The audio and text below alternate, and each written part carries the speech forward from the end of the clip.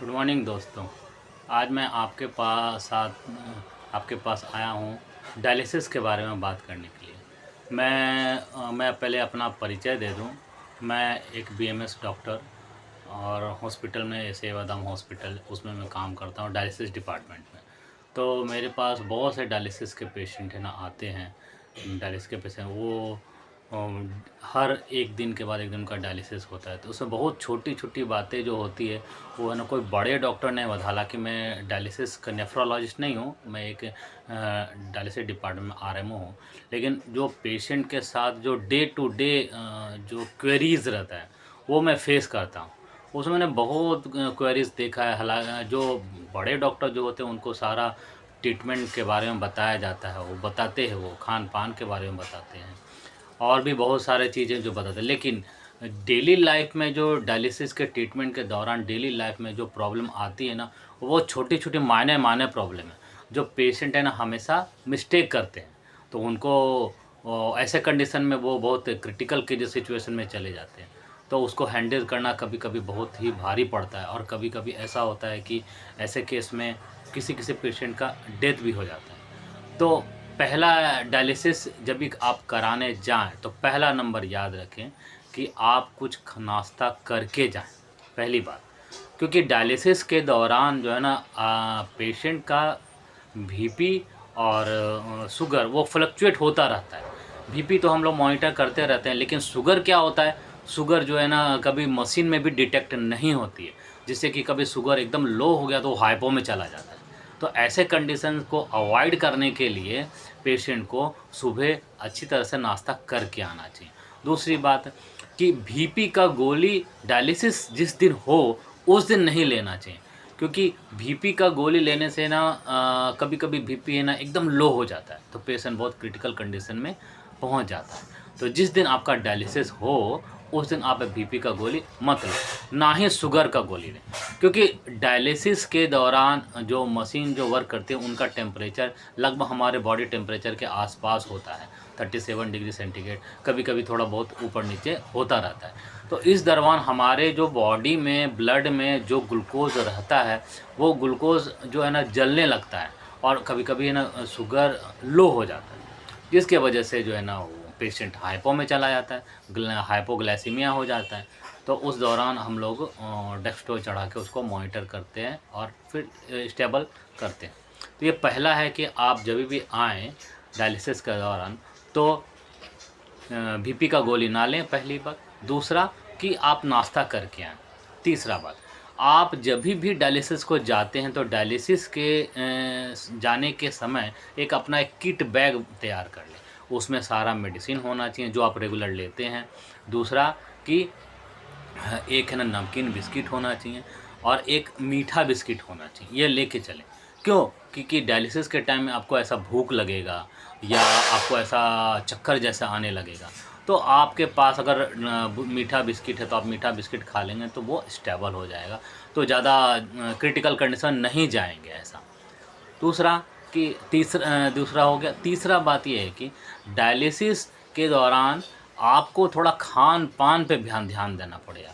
क्योंकि डायलिसिस में क्या होता है, आपका किडनी तो खराब हो गया है, किडनी आपका बन गया, हमारा शरीर का जो सिस्टम है, सारे सिस्टम में से एक सिस्टम जो एस्केलेटल सिस्टम है, यानी कि किडनी सबसे बड़ा रोल अपनाता है, वो खराब हो गया, जिसकी वजह से डायलिसिस पेशेंट को यूरिन पास आउट नहीं होता है। तो हम जो दिन भर का डेली रूटीन में हम जो लोग जो खाना खाते हैं, वो धीरे-धीरे उसका पानी, जैसे दाल में पानी है, चावल में पानी है, फल फ्रूट में पानी है, सब्ज़ी में पानी है, या चाय पीते हैं या दूध पीते हैं, जो भी पीते हैं, तो उसमें है ना हमारा पानी का इंटेक होता है, जिसके वजह से बॉडी में पानी का मात्रा बढ़ जाता है। जब बॉडी में पानी का मात्रा बढ़ जाएगा, तो पानी तो निकलेगा नहीं, क्योंकि यूरिन पास आउट नहीं होता है, क्योंकि किडनी प्रॉब्लम है, किडनी डैमेज हो गया, यूरिन पास आउट नहीं होता है।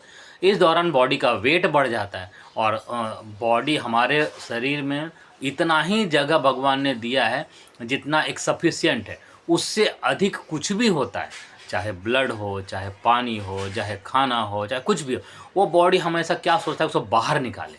लेकिन ऐसे कंडीशन में डायलिसिस पेशेंट के साथ कि वो पेशाब होता नहीं है, वो निकाल नहीं पाता है, जिसकी वजह से पानी बढ़ जाता है, तो हम लोग उसी को मशीन के द्वारा, डायलिसिस मशीन के द्वारा डायलिसिस करके उसका पानी का इंटेक निकालते हैं। और भी इम्प्योरिटीज़ जो होती हैं, electrolyte, urine, creatinine, urea, uric acid, ये सारे जो है ना बढ़े बढ़े होते हैं ब्लड में, तो उसको फ़िल्टर करके मशीन निकाल देती है। दूसरी बात ये, तो पानी का इंटेक आप लिमिट से लें, हो सके तो कम लें, कोशिश करें कि बहुत हद से हद कम लें। लेकिन आप अगर कम लेंगे भी तो आपको है ना डिहाइड्रेशन नहीं होगा, क्योंकि बॉडी में पानी ऑलरेडी रहता है। 5 लीटर तो ब्लड है, बाकी एक्स्ट्रा पानी हम खाते पीते हैं तो उससे होता है, तो डिहाइड्रेशन होने का चांसेस ज़्यादातर नहीं होता है। तीसरा बात है कि डायलिसिस में पेशेंट बहुत ही घबरा जाता है। ये घबराना नहीं चाहिए। ये एक, ठीक है, आपका किडनी फेल हो गया तो शरीर का सिस्टम का, हमारे सिस्टम का एक पार्ट है ना ख़राब हुआ है, बाकी सब तो पार्ट अच्छा है, ब्रेन अच्छा है, हार्ट अच्छा है। ये स्टार्टिंग में धीरे धीरे ये भी डैमेज होता है, लेकिन उसका टाइम लगता है। अगर किसी का 10 साल हो तो उसको हार्ट का प्रॉब्लम आएगा, ब्रेन का प्रॉब्लम आएगा, या हड्डी का प्रॉब्लम आएगा, या और भी कुछ होते रहती है। लेकिन पेशेंट क्या सोचता है कि एकदम डिमोलाइज हो जाता है कि अब तो मेरा ज़िंदगी ख़त्म। ऐसा बात नहीं है। बहुत से मैंने देखा है डायलिसिस पेशेंट जो 15 साल से डायलिसिस करा रहे, अच्छी तरह रह रहे। उनके दिमाग में ये बात नहीं है कि हाँ मेरा कुछ ऐसा हो गया। हाँ ठीक है, शरीर का एक पार्ट ख़राब हुआ है तो ठीक है, बाकी सब पार्ट तो चल रहा है, ठीक चल रहा है। तो उसको भगवान का आशीर्वाद समझ करके डेली अपना, जैसे स्कूल आते हैं वैसे ही आप डायलिसिस है ना, जो आपका टाइम टेबल बना हुआ उस टाइम टेबल पे डायलिसिस करवाएं और अपने घर पे जाएं और आराम से आप ज़िंदगी बिताएं। तीसरा होता है कि डायलिसिस पेशेंट ऐसा नहीं है कि ना सब काम से गया रहता है, ऐसा नहीं। अगर आप अपने आप को संतुलित आहार, मेडिसिन और मॉनिटर, ये 3 चीज़ आप करते रहेंगे तो आप जो है ना अपना काम भी कर सकते हैं। हाँ, हार्ड वर्क नहीं होगा, लेकिन आप जो काम कर सकते हैं जिससे कि अर्निंग आते रहेगा, तो आपका बर्डन नहीं बढ़ेगा। नहीं तो ये एक डायलिसिस पेशेंट परिवार के ऊपर जो है एकदम है ना बर्डन हो जाता है। परिवार वाले भी कुछ दिन तो ठीक से प्रेम से है ना उसको डायलिसिस कराते हैं, उसके बाद है ना वो समझते हैं कि अरे ये तो है ना परिवार के ऊपर बोझ ही है। तो ये फील पेशेंट को कराया जाता है हर वक्त।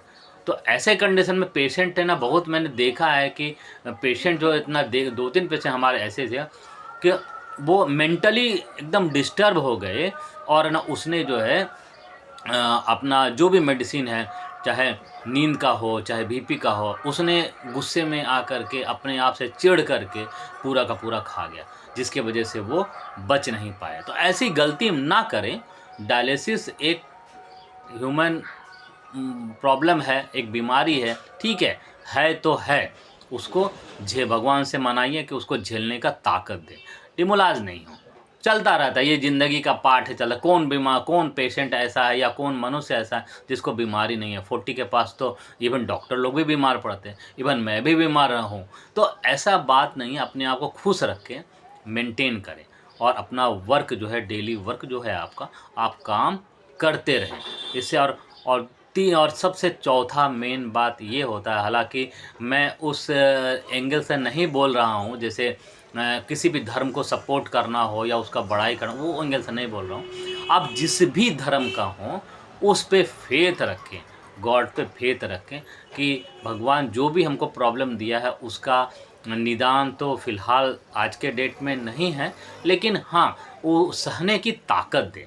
अगर आप ये ना हमेशा चीयरफुल रहेंगे और मेडिटेशन करेंगे, या स्पिरिचुअल वर्ल्ड में आप इंटर करेंगे उस माध्यम से, जिस माध्यम से आज के समाज में अवेलेबल है, चाहे जिस माध्यम हो, चाहे मेडिटेशन करें, योगा करें, या आधा घंटा आप है ना मंत्र जाप करें, जो जिस भी धर्म का हो आप प्रार्थना करें, आधा घंटा प्रार्थना, जिससे उसके आपको कुछ होगा नहीं है। ऐसा नहीं बोल रहा हूँ कि डायलिसिस ठीक हो जाएगा, लेकिन वो करता है, वो ब्रेन पे करता है, ब्रेन पे वर्क करता है। क्योंकि आप जब मेडिसिन करें, मेडिटेशन करेंगे और स्पिरिचुअल वर्ल्ड में आप इंटर करेंगे, तो धीरे धीरे देखना आपके बॉडी में जो है ना, जो खुश रहने का जो हार्मोन है, डोपामाइन, सेरोटोनिन, ऑक्सीटोसिन, ये अपने आप आने लगेगा। वो आने लगेगा तो आप खुश रहेंगे। जब आपका ब्रेन खुश रहेगा, आप खुश रहेंगे, तो आपको हर चीज़ है ना, हर मुसीबत हल्का लगेगा। हाँ, ये मैं खुद अपना एक्सपीरियंस के आधार पे बोल रहा हूँ। ऐसा नहीं कि मैं आपको ऐसा फेंका-फेंकी बोल रहा हूँ, मैंने ये ऐसा खुद भी एक्सपीरियंस किया है और पेशेंट को भी देखता हूँ, बताता भी हूँ। तो ये इस कंडीशन में आप आएँगे ना, तो आपको एकदम अचानक अच्छा लगे, मेरी बात आपको फिर याद आने लगे कि हाँ ना, एक डॉक्टर था जिसने ऐसा बताया। तो ये सब कुछ छोटी-छोटी बातें हैं और भी डायलिसिस से संबंधित कुछ-कुछ बातें हैं, मैं आगे का वीडियो में खान-पान और लिविंग स्टाइल और कैसे आप फैमिली को मेंटेन करें, आप कैसे रहें, तो ये सब चीज़ है ना आप करेंगे और डायलिसिस में कुछ-कुछ बातें जो ध्यान रखेंगे, तो आपको डायलिसिस भी भारी नहीं पड़ेगा। तो ये छोटी-छोटी बातें हैं। अब मैं बहुत बड़ा डॉक्टर तो नहीं, मैं नेफ्रोलॉजिस्ट तो नहीं हूँ, लेकिन मैं आज करीब है ना 8 साल से मैं डायलिसिस डिपार्टमेंट में काम कर रहा हूँ और मेरा जनरल प्रैक्टिस भी है, तो मैं जनरल प्रैक्टिशनर भी हूँ। तो बहुत सा छोटी-छोटी बातें करता हूँ, मैं अपने बड़े सर से भी डिस्कस भी करता हूँ, किसी-किसी सिचुएशन को लेकर के। तो ये ना कोई मतलब मेरा इंटेंशन ये नहीं है कि मतलब पैसा कमाना ये, लेकिन हाँ, एक है कि मैं देख रहा हूँ कि बहुत से पेशेंट ये छोटी-छोटी बात को ना एक्सेप्ट करने के बाद वो एकदम ऐसे कंडीशन में आ जाते हैं कि उसको ज़िंदगी रहना भी बहुत मुश्किल हो जाता है। तो इसलिए मैंने हर वीक कोशिश करूँगा कि छोटा-छोटा क्लिप बनाऊँ और भी बहुत सारे डॉक्टर ना अच्छी-अच्छी बातें ना बताते रहते हैं, तो उसमें मेरा भी इस पेशेंट को हेल्प करने के माध्यम से मेरा भी छोटा-सा एक योगदान रहेगा। तो मैं अब बताता रहूँगा, आप अगर चाहें तो देखें, ना चाहें तो ना देखें। बस मैंने एक भगवान से प्रेरित होकर के मैं एक ऐसा मेरा मन में आया कि मैं आप लोगों को कुछ जानकारी एक्सपीरियंस शेयर करूँ, तो इसलिए मैंने एक्सपीरियंस शेयर कर रहा हूँ। आप दिल से इसको सुन रहे होंगे या देख रहे होंगे, इसके लिए बहुत-बहुत धन्यवाद। मैं डॉक्टर बीके प्रसाद, बीएएमएस, एमडी, डायलिसिस डिपार्टमेंट पे। Thank you.